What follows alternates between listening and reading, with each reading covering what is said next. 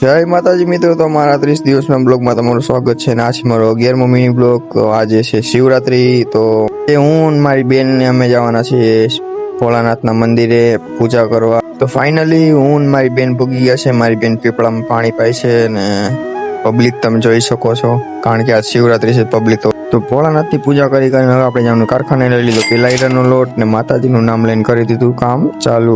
લીધો બીજા હીરાનો લોટ ને હવે વાગી ગયા 12 ને હવે આપણે જવાનું છે ઘરે ફરાળ કરવાના. અમે બે ભાઈઓ નીકળી ગયા હતા ઘરે ફરાળ કરવા, કારણ કે મારો ભાઈ રહ્યો હતો શિવરાત્રી, અને ફરાળ કરીને હું નીકળી જતો હવે કારખાના તરફ. ને રસ્તામાં મળી ગયા હતા મારા કાકા, તો એ શકરિયા ને બધું વેચતા હતા, તો આપણે એનો વિડીયો ઉતારી લીધો. કાકાની રેકડી શક્કર એટલે કે હું નીકળી ગયો કારખાના તરફ ને લીધો ત્રીજા હીરાનો લોટ ને એમાંય ભાઈ હીરો ઉડાડ્યો હતો.